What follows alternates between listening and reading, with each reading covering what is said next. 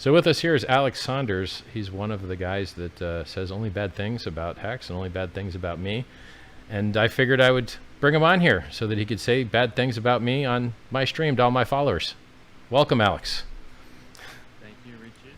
My pleasure. That's not true at all. All right. I don't just say bad things about you, but I've certainly got my concerns about Hex that I did day one. Let's jump in. Screw it up. Let's do it. on- Kill Hex. I'm ready. Yeah. it's perpetuated and lasted a lot longer than I thought it would have. But again, diving into the mechanics of it, that's the way you designed it. So, Well, let's go over what.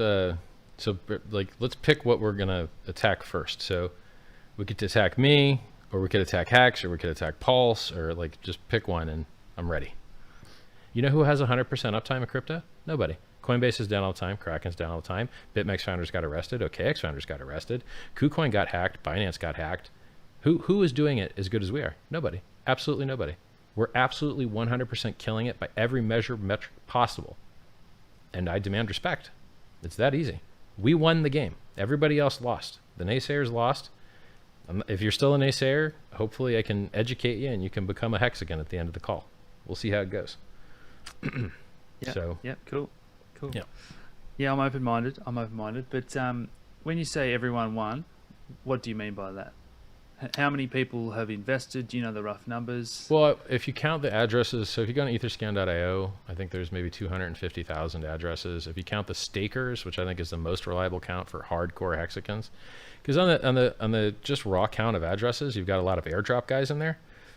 But those airdrops only happened like a really long time ago. And so all this like new user growth you see, ain't nobody airdropping when it costs $1 or $3 or $6 to send some coins. That's not happening. So all of the coin count, like number of users that you see now, that's just totally organic.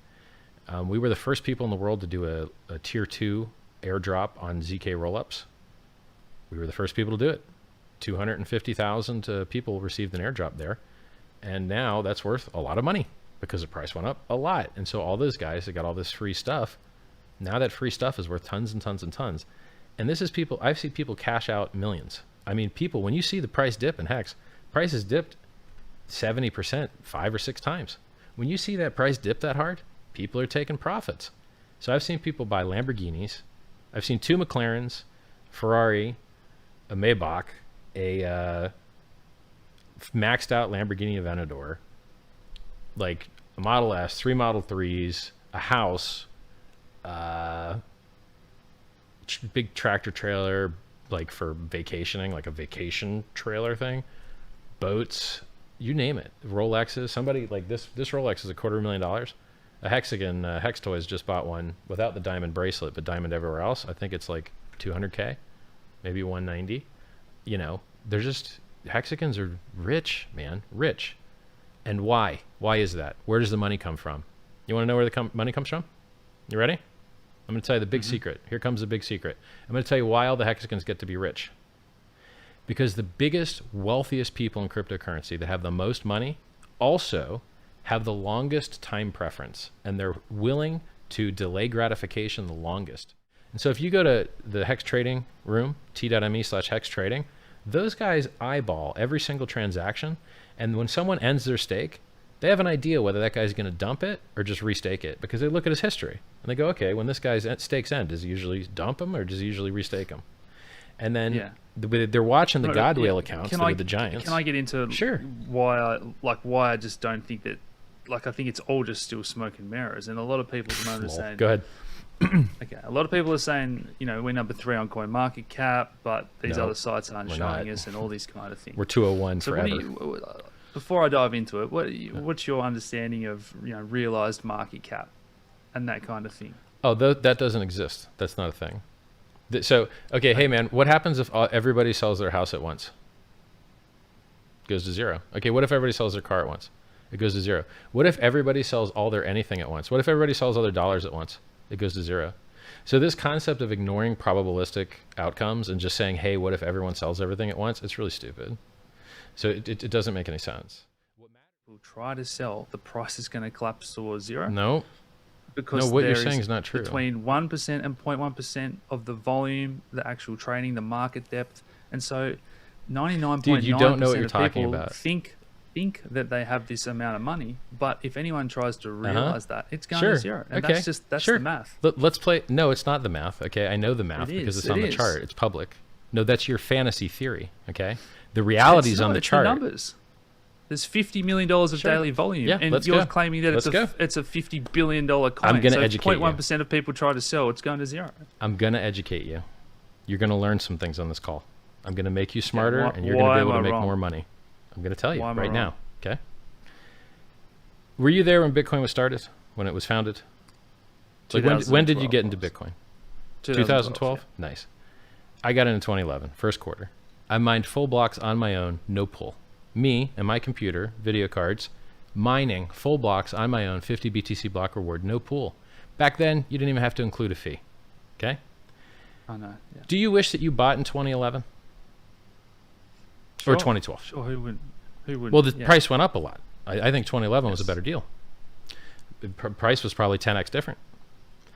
Yeah. Now, when do you think was the most profitable time to buy Bitcoin? Well, the earlier the better, isn't it? Yeah. And do you know what other parameters earlier had? The lowest liquidity, the most slippage. Satoshi owned 100% of the coins. The best time in the world to have bought Bitcoin was when Satoshi owned all the coins, there was no liquidity, there was tons of slippage, and there was no volume. Wasn't that interesting? Huh. So you're accusing Hex of having the same parameters that Bitcoin had when that was the best time to buy it. No, Interesting. That's not the comparable. It is that comparable. You just don't realize it. You think you're smarter than the market. Your understanding is what caused you to miss a 380,000% run up.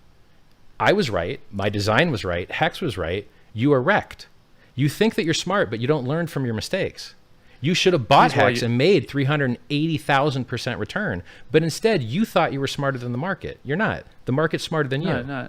Okay, here's the problem. So two things that you've got wrong there. Bitcoin had those comparables, but at all times you had the ability to sell and realize if you want. It was a free market at all times. Bullshit. I was there. There was one place in the whole fucking planet to buy called Mt. Gox. I know because I fucking bought there. I made the $30 fucking top. There was no fucking other place to sell. It was just Mt. Gox. And guess what? Their fucking shit went down. What are you going to do when it went down?